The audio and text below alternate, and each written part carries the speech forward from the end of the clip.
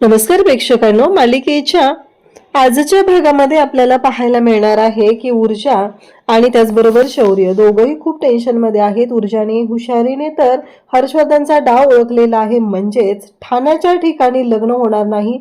आपल्याला जे सांगितलेलं आहे मधुबन ब्लँक्वेट हॉल, तिथे हा लग्न सोहळा होणार नाही, तर हे लग्न दुसरीकडे होणार आहे, ज्या ठिकाणी सगळे वेळेवर पोहोचू शकतील. कारण आपल्याला त्या लोकेशनला पाठवून त्यांना तिथे आपल्याला ट्रॅफिकमध्ये अडकवायचं आहे, हे ऊर्जाने शोधलेलं असतं.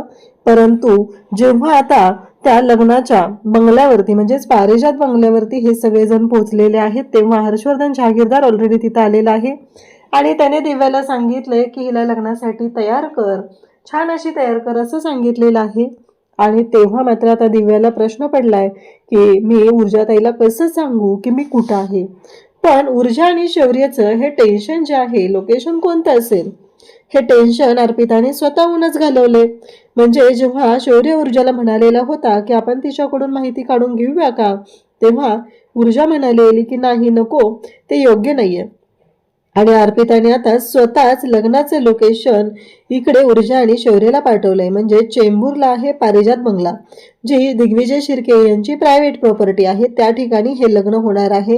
हा पत्ता आता ऊर्जा आणि शौर्यला मिळालेला आहे. आणि त्या लोकेशनला कसं पोहोचायचं, कारण तिथे तर या दोघांना डायरेक्ट गेले तर कोणी येऊच देणार नाहीये, कारण तिथे आता भरपूर सिक्युरिटी ठेवलेली असणार आहे, हे ऊर्जाच्या लक्षात आलेलं आहे. आणि त्यामुळं ऊर्जाने ज्या पद्धतीने हे सगळं हँडल करायचं ठरवलेलं आहे, ते मात्र पाहण्यासारखं आहे. तर हे सगळं कशा पद्धतीने होणार आहे ते आपण डिटेलमध्ये पाहणार आहोत. त्यासाठी हा व्हिडिओ शेवटपर्यंत पहा. त्याचबरोबर चॅनलवर नवीन असाल तर चॅनलला नक्की सबस्क्राईब करा. काही झालं तरी शौर्य हा ऊर्जाच्या सोबत आहे आणि तो ऊर्जाची साथ देणार आहे, हे फिक्स झालेलं आहे. इकडे आपल्याला पाहायला मिळतं, इकडे ऊर्जा आणि शौर्य, ऊर्जा आता घरी आलेली असते, आईकडे गेलेली होती आणि नुकतीच ती घरी आलेली आहे. तर त्याच वेळी तिला पद्माचा फोन आलेला आहे आणि पद्मा तिला सांगत आहे की ऊर्जाताई, असं असं मला दिव्याचा फोन आलेला होता. आणि दिव्यानं सांगितले काय, तर आत्ताच्या आत्ता तयार हो, आपल्याला निघायचंय आणि आज लग्न आहे. ऊर्जा म्हणते काय, तेव्हा दिव्या आणि हे सगळं सांगितले हे तिला पद्मा सांगत असते. पद्माला आता टेन्शन आलेलं असतं. पद्मा म्हणत असते की काय चाललंय हे सगळं, मला कळतच नाहीये. तेव्हा ऊर्जा म्हणते की हे बघ पद्मा, काळजी करू नकोस, त्यांनी हा सगळा आखलेला डाव आहे आणि आपल्याला तो उधळून लावायचे. मी तुझ्या सोबत आहे, त्यामुळे विचार करायची गरज नाही आणि तू बिंदास्त राहा, असं इकडे ऊर्जा तिला सांगत आहे. फक्त मी तिथं पोहोचते, तुझा जो मोबाईल आहे त्या मोबाईलचं लोकेशन ऑन करायचं आणि त्याचबरोबर मोबाईलचं लोकेशन ऑन करायचं आणि मला ते पाठवायचं आहे. आणि आईची पर्स आहे बघ, आई बचत गटाच्या कामासाठी बाहेर जाताना ती पर्स घेऊन जाते, ती पर्स तू घेऊन जा सोबत, म्हणजे तुला त्याच्यामध्ये तो मोबाईल ठेवता येईल. त्यामुळं ती पर्स सोबत ने आणि मोबाईलचं लाईव्ह लोकेशन ऑन कर, म्हणजे मला तू कुठं आहेस हे समजेल, असं ऊर्जाने सांगितलेलं असतं. आणि आता ऊर्जा निघत असते, तेवढ्यात शौर्य तिथं असतो. शौर्य म्हणतो काय झालं, तेव्हा ऊर्जा सांगते की पद्माच्या लग्नाची घोषणा केली आहे त्यांनी आणि आज लग्न आहे. शौर्य म्हणतो काय, आज, मला कसं कळलेलं नाहीये. ऊर्जा म्हणते काल मी आईकडे गेले, ते जायलाच नको होतं, मला हा सगळा गोंधळ कळला असता. शौर्य म्हणतो की तू आईकडे गेलेलीस पण मी इथेच होतो ना, मला कळलेलंच नाहीये. मग ऊर्जा आणि शौर्य दोघंही विचार करू लागतात की मग ह्या गोष्टी ठरल्या कधी, नाही हे सगळं ठरलं कधी आणि आपल्याला कळलेलं नाही, याबद्दल आता त्यांचं दोघांचंही बोलणं सुरू झालेलं असतं. त्याच वेळेस इकडे हर्षवर्धनने सकाळी आता दिव्याला सांगायला सुरुवात केलेली असते, तुला हा प्लॅन करायचा आहे, त्या पद्धतीने तुला जायचं आहे. आणि एक गोष्ट लक्षात ठेव, काहीही झालं तरीही तुला या सगळ्यातून हे काम नीट करायचंय. तुला आता पद्माकडे जायचंय, पहिलं तिला फोन करायचा, तिचं आज लग्न आहे म्हणून सांगायचं. आणि त्याचबरोबर ह्या सगळ्या गोष्टी ज्या आहेत ह्या पद्मा ऊर्जाला सांगेल. त्यानंतर रिक्षा घेऊन जायचे, तिला रिक्षात बसवायचे आणि तिला काही करून लग्नाचं लोकेशन सांगायचं, ते म्हणजेच मधुबन बँकेट हॉल ठाणे हे सांगायचं. आणि जेव्हा तिला हे कळेल त्यानंतर तिचा मोबाईल काढून घ्यायचा. दिव्या म्हणते काय, एवढं सगळं करायचंय. आता दिव्याला टेन्शन येऊ लागतं, दिव्या विचार करत असते. आणि त्याच वेळी हर्षवर्धन म्हणतो बघ काय करायचंय ते, नाही तुला जमणार नसेल तर तसं सांग, मी माझ्या पद्धतीने करून घेईल काम. पण या कामात जर एकही चूक झाली तर तुला या घरातून बाहेर जावं लागेल, ही गोष्ट विसरायची नाही. आता मात्र दिव्याची वाट लागलेली असते. तिला कळायचं बंद होतं, कारण जे घडतंय ते भयानक आहे आणि या सगळ्याचं काय करायचं हा मोठा प्रश्न तिच्या पुढे उभा राहिलेला असतो. तिला कळत नाहीये की आता कशा पद्धतीने हे सगळं हँडल करू, असा विचार तिच्या डोक्यात आलाय. आणि हर्षवर्धनने तिला एवढंही सांगितलेलं आहे की हे बघ, कोणत्याही कामामध्ये कसलाच आणि कसलीच चूक होता कामा नये, हे लक्षात ठेव. जर या कामामध्ये चूक झाली तर तुझी या घराच्या बाहेर हकालपट्टी होणार आहे, हे कायमस्वरूपी लक्षात ठेवायचं आहे, असं तिला ठणकावून सांगितलेलं असतं. आता मात्र हर्षवर्धन ज्या पद्धतीने तिला बोलत आहे त्यावरून तर दिव्याच्या लक्षात आलेलं असतं की आपली हकालपट्टी नक्कीच इथून होऊ शकते आणि काहीही करून आपल्याला या सगळ्या गोष्टी आता शांतपणेच करायच्या आहेत, हे तिच्या लक्षात आलेलं आहे. इकडे हर्षवर्धन आणि त्याचबरोबर हे सगळं जेव्हा घडत असतं तेव्हा मात्र ऊर्जा आणि शौर्य आता ह्या सगळ्या गोष्टींचा विचार करत असतात. शौर्य म्हणतो की चल आपल्याला निघायला पाहिजे. तेव्हा ऊर्जा म्हणते म्हणजे? तेव्हा शौर्य तिला सांगतो की हो आपल्याला निघायला हवंय. पण ऊर्जाचं म्हणणं असतं तू. तेव्हा शौर्य म्हणतो की हो, कारण शौर्याचं म्हणणंच असं आहे की कायमस्वरूपी मी तुझी साथ द्यायचं ठरवलेलं आहे, मी तुझ्या सोबत आहे. ऊर्जाला आता टेन्शन आलेलं आहे. या सगळ्या गोष्टी कशा सोडवायच्या, काय करायचं याचाच विचार ऊर्जाच्या डोक्यात सुरू झालेला असतो. इकडे दिव्या आणि त्याचबरोबर पद्मा दोघीही निघालेले असतात. तेव्हा मात्र दिव्या ही पद्माला म्हणत असते की ती पर्स कशाला अशी पकडून ठेवली, दे इकडं. तेव्हा पद्मा म्हणते की नाही, माझी पर्स आहे, माझ्याकडे राहू दे. दिव्या मात्र तिच्या हातून ती पर्स हिसकावून घेत असते. त्यावेळेस पद्मा म्हणते की नाही, ती माझी पर्स आहे दिव्याताई, माझ्याकडे राहू द्या, असं वारंवार ती सांगत असते. त्याच वेळेस इकडे पद्माला मुद्दामहून उचकवण्याचा प्रयत्न केला जात असतो आणि दिव्या हे सगळं जाणीवपूर्वक करत असते. आणि त्याचबरोबर पद्माला आता लोकेशन तर कळलं पाहिजे. मला सासरी बुवांनी सांगितले तिला तिच्यापर्यंत लोकेशन पोहोचलं पाहिजे. मग कसं सांगू तिला लोकेशन, हा विचार डोक्यात सुरू झालेला असतो. आणि त्याच वेळी तिने म्हणते की नाही, काहीही झालं तरीही या सगळ्या गोष्टी आता मला सांगाव्याच लागतील. मग ती लगेचच रिक्षा ड्रायव्हरला म्हणते, काका चला लवकर, अहो तिकडं खूप ट्रॅफिक असतं ना, मधुबन बँकेट हॉलला जायचं आहे आपल्याला ठाण्यामध्ये. बरं चला. झालं. आता पद्माला लोकेशन मिळालेलं आहे आणि त्या पद्धतीने पद्मा पुढचा प्लॅन करणार हे तिला माहिती असतं.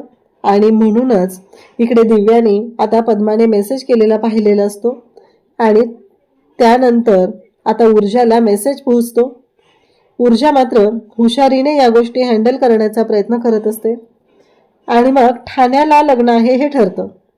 तेव्हा शौर्य म्हणतो चल चल आता निघायला पाहिजे. पण इकडे दिव्याने त्या क्षणी पद्माचा मोबाईल काढून घेतलेला असतो आणि त्यावरती तिचा मोबाईल स्विच ऑफ केलेला असतो. आणि दिव्या म्हणत असते की आता तुला मोबाईलची काय गरज आहे, तुझं तर लग्न आहे ना आत्ता, मग गरज काय आहे तुला मोबाईलची. हे बघ, अशा पद्धतीने हे सगळं घडत आहे आणि त्यामुळं मला नाही वाटत की तुला आता मोबाईलची गरज आहे. त्यामुळं आता आपण ज्या पद्धतीने प्लॅन केलेला आहे तशाच सगळ्या गोष्टी करायच्या, असं इकडे सांगितलं जातं. आणि तेव्हा मात्र या सगळ्या गोष्टी लक्षात आल्यानंतर आता हुशारीने ऊर्जाने प्लॅन केलेला असतो. ऊर्जा म्हणते की नाही शौर्य, आपण तिकडे नाही जायचं. तेव्हा शौर्य म्हणतो अगं आपल्याला लोकेशन मिळालंय आणि तू असं का म्हणते की आपण तिकडे जायचं नाही. तेव्हा ऊर्जा म्हणते की शौर्य, ही आपली केलेली दिशाभूल आहे. इकडे दिग्विजय शिर्के आलेले असतात, तुमचं अजून आवरून झालेलं नाहीये का, चला लवकर, उशीर होतोय, तुमच्या लक्षात येत नाहीये का, असं विचारत असतात. कारण आपल्याला लवकरात लवकर तिथं पोहोचायचंय आणि चला पत्रकार वगैरे सगळे पोहोचण्याआधी आपल्याला तिथं गेलं पाहिजे.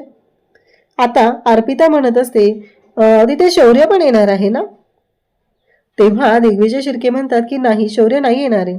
तेव्हा ती म्हणते असं कसं, माझ्या भावाचं लग्न आहे आणि त्या लग्नाला शौर्य नाही येणार आहे. हे जेव्हा समजतं तेव्हा मात्र इकडे अर्पिता म्हणते की नाही नाही, आणि एकतर माझ्या भावाचं लग्न आहे आणि तुम्ही मला 1 तासच दिलाय आवरायला. 1 तास आधी कोण सांगतं का? तेव्हा आई म्हणते अगं चल असू दे. तेव्हा ती म्हणते नाही, शौर्य तर येणारच आहे. मी एवढी छान तयार झाले ना, आणि हे कोणासाठी झाले? मी शौर्यासाठीच तयार झाले. असं अर्पिताच्या डोक्यात सगळं सुरू झालेलं असतं. इकडे ऊर्जा म्हणत असते की नाही शौर्य, हा सगळा प्लॅन वेगळ्या पद्धतीने झालाय. तुझ्या लक्षात येतंय का? म्हणजेच आपल्याला जाणीवपूर्वक कळवण्यात आलंय की हे लग्न ठाण्यात होणार आहे. म्हणजे विचार कर, आपण ठाण्याला पोहोचणार. आपण ठाण्याला पोहोचेपर्यंत ठाण्याचं ट्रॅफिक, त्या एरियातलं ट्रॅफिक भयानक वाढणार. आपण तिथे अडकणार आणि इकडे लग्न दुसऱ्या ठिकाणी पार पडणार. कारण एकदा का आपण ठाण्यात गेलो की आपण त्या ट्रॅफिकमधून बाहेर पडू शकणार नाही. आता हर्षवर्धनने फोन केलेला असतो आणि दिव्याला सांगितलेलं असतं मी जे काय सांगेल त्याचं फक्त हो किंवा नाही मध्ये उत्तर द्यायचं आहे. तेव्हा तिने लोकेशन पाठवलं. तेव्हा दिव्या सांगते की हो. मग हे सगळं जे काय आहे ते चालू झालेलं असतं आणि त्याचबरोबर तिला तो म्हणत असतो की हो किंवा नाही मध्ये बोल. तिचा मोबाईल काढून घेतला का तर हो. आणि मग आता तुला चेंबूरला यायचंय पारिजात बंगला. ती म्हणते पारिजात बंगला. आणि त्या क्षणी दिव्याला कळतं. हर्षवर्धन बोंबा मारायला सुरुवात करतो. तो म्हणतो तुला कळतंय का काय केलंयस तू हे सगळं? तेव्हा हर्षवर्धनला आता कळत नसतं की या सगळ्या गोष्टी सोडवायच्या कशा, कारण या दिव्याने गोंधळ घालून ठेवलाय. ऊर्जा मात्र हुशारीने आता शौर्यला सांगत असते शौर्य तुझ्या लक्षात आलेलं नाहीये त्यांचा प्लॅन काय आहे ते. आपण ठाण्यात जायचं नाहीये कारण तिथे लग्न होणार नाहीये, लग्न दुसरीकडे होणार आहे. कारण त्यांनी आपल्याला हुशारीने ते लोकेशन कळवलं. मग हे सगळं दिव्यावहिनीनं केलंय? तेव्हा ती म्हणते नाही, या सगळ्या मागे हर्षवर्धन जहागीरदार यांचा हात आहे. कारण दिव्याचं एवढं डोकं चालतच नाहीये, तिनं हे सगळं केलेलंच नाही. मग आता काय करायचं? आपण हे लोकेशन हे सगळं कुठून शोधायचं हा प्रश्न त्या दोघांच्याही पुढे असतो. तेव्हा मात्र शौर्य म्हणतो की असं पद्धतीनं झालंय, कारण दादाला जर माहीत असतं तर त्याने मला कळवलं असतं, पण त्यालाही माहिती नाहीये हे सगळं. म्हणजे या सगळ्या मागे काहीतरी वेगळाच राव आहे. आता मात्र गाडी काढायला सांगितली जाते. या सगळ्या गोष्टी ते सुरू झालेल्या असतात आणि खरं तर राग आलेला असतो तो सुद्धा या दिग्विजयमुळं. शिर्केला सुद्धा तेवढ्यातच चिडचिड करत तो आलेला असतो आणि विक्रांत म्हणत असतो हे सगळं काय आहे? 1 तास आधी कोण सांगतं की लग्न आहे म्हणून? ह्या सगळ्या गोष्टी काय चाललेत? तेव्हा दिग्विजय शिर्के म्हणतात की हो, हर्षवर्धन जहागीरदारने प्लॅन केलेला आहे आणि तो आपल्याला एक्झिक्यूट करायचा आहे. हा प्लॅन फक्त आणि फक्त त्या पद्माकडचं ॲफिडेविट काढून घ्यायचं आहे आणि मग आपल्या पद्धतीने होणार आहे. मग एकदा का हे लग्न झालं, ॲफिडेविट घेतलं की प्रश्न मिटला. मग ती पद्मा गेली आणि तो हर्षवर्धन सुद्धा गेला. आपल्याला कोणाशी देणं घेणं नाहीये, आपल्याला आपला प्लॅन नीट करायचा आहे असं त्याने सांगितलेलं असतं. पण इकडे विक्रांतची चिडचिड वाढलेली असते. तेव्हा अर्पिता तिथे येते आणि म्हणते नीट बोलायचं, ते माझे आणि तुझे होणारे सासरे आहेत, अशा पद्धतीनं त्यांच्याशी बोलायचं नाही असं म्हणत तिने आता इकडे विक्रांतला ओरडत असते. पूर्वा घरी आलेली असते. पूर्वा म्हणते की पद्मा, ए पद्मा कुठेस तू? पद्मा घरात नाहीये, दरवाजा उघडा आहे. पूर्वा म्हणते काय झालं असेल? कामावर गेली असेल. बरं झालं, घरातून बाहेर पडायची भीती तरी गेली असेल तर चांगली गोष्ट आहे. ती म्हणते ठीक आहे, चला वेळ मिळालाय तर बचत गटाचं काम करून घेते. असं म्हणत पूर्वा बचत गटाचं काम करायला घेते आणि नेमकं त्याच वेळेस इकडे ऊर्जा आणि शौर्य बोलत असतात. शौर्य म्हणतो की आपण अर्पिताकडून घेऊ शकतो लोकेशन मागून. तेव्हा ऊर्जा म्हणते पण नाही, नको, आपल्याला तिच्या या स्वभावाचा या सगळ्याचा फायदा घेतलाय असं होईल, आपण असं नकोय करायला. आणि दोघंही शांत असतात. आता काय करायचं, कसं मिळवायचं हे लोकेशन? कारण काहीही करून आपल्याला पद्माकडे पोहोचलं पाहिजे असा दोघांच्याही डोक्यात विचार सुरू झालेला असतो आणि त्यासाठी दोघंही बोलत असतात. तेव्हा मात्र इकडे ऊर्जा म्हणत असते की शौर्य, या सगळ्या गोष्टी वाटतात तेवढ्या सोप्या नाही आहेत, आपल्याला सगळं शांतपणे हँडल करावं लागणार आहे असं ती सांगत असते. आणि त्याच वेळी अर्पिताचा फोन येतो. शौर्य म्हणतो हे बघ, आपण फोन लावणार नव्हतो पण तिचा स्वतःहून फोन आलेला आहे, मग काय हरकत आहे? मग शौर्य तिचा फोन उचलतो आणि तिला विचारू लागतो. तेव्हा मात्र अर्पिता म्हणत असते की शौर्य, अरे बघ ना, म्हणजे तू येणार नाही आहे का लग्नाला? तेव्हा शौर्य म्हणतो नाही, मी कामात बिझी आहे. त्यावरती अर्पिता म्हणते पण शौर्य, हे काय रे, उपयोग काय आहे सांग बरं. म्हणजे आपण आज दिवसभर भेटणार नाहीये, काल पण तू आलेला नाहीयेस मला भेटायला आणि आजही तू येणार नाहीये. मला काय हे पटत नाही रे शौर्य, तू यायला पाहिजेस मला भेटायला, असं ती सांगत असते. बघ ना, त्या दिवशी मी तुझ्या खांद्यावरती डोकं ठेवून बसले, मला बरं वाटलं रे, असं ती सांगते. तेव्हा मात्र ऊर्जाला धक्का बसतो. ऊर्जा म्हणते, हे सगळं काय चाललंय आणि काय ह्या सगळ्याचा अर्थ काय आहे, हा प्रश्न ऊर्जाच्या पुढे असतो. आता मात्र पूर्वाला धक्का बसलाय आणि पूर्वा ऊर्जाला फोन करते, अगं पद्मा कुठे, काय झालंय. तेव्हा मात्र ऊर्जा सांगते की अगं पद्मा, तिचं लग्न ठरवलंय आज आणि ती तिकडे गेली. तेव्हा पूर्वाला धक्का बसतो. पूर्वा म्हणते, काय, आज लग्न आणि अचानक हे सगळं. तेव्हा ऊर्जा म्हणते, हो अचानकच या सगळ्या गोष्टी ठरलेल्या आहेत, आपल्याला त्याचीच माहिती काढायची आहे, असं ती सांगू लागते. आणि त्याच वेळी इकडे पूर्वाला सुद्धा आता काळजी वाटत आहे की काय झालं असेल. ऊर्जा म्हणत असते की बघूया. आणि मग शौर्य आणि ऊर्जा बोलतच असतात. अर्पिताने आता इकडे सगळं ठरवलेलं असतं आणि कशा पद्धतीने गोष्टी करायच्या हा सगळा विचार अर्पिताच्या डोक्यात सुरू झालेला असतो. आणि मग मात्र अर्पिताने इकडे आता स्वतःहूनच लोकेशन पाठवलंय. स्वतःहून जर लोकेशन पाठवलं असेल तर काय, असं म्हणत ऊर्जा आणि शौर्य दोघंही बोलत आहेत. तेव्हा शौर्य म्हणतो, अगं बघ ना, तिने स्वतःहूनच पाठवलंय ना, त्यात आपला काय दोष आहे, आपण काय केलंय, म्हणजे आपण तर तिला सांगितलं नव्हतं की लोकेशन पाठव म्हणून. आता इकडे पद्मा आणि दिव्या दोघीही हॉलवर पोचलेले असतात. तिथे हर्षवर्धन दिव्याला सांगतो की हिला लग्नासाठी तयार कर. आता हिला लग्नासाठी तयार केलं जात असतं. आणि त्याच वेळी आता खरी भीती वाटायला लागलेली आहे, ती म्हणजे पद्माला, की हे सगळं काय चाललंय, या सगळ्याचे परिणाम माझ्यावरती काय होणार आहेत, मी कुठे अडकत चालली, हा एकच प्रश्न तिला पडलेला असतो. ऊर्जाताई प्लीज लवकर ये, असं म्हणत ती अक्षरशः रडकुंडीला आलेली आहे. अशाच अपडेटसाठी चॅनलशी कनेक्ट राहा. थँक्यू.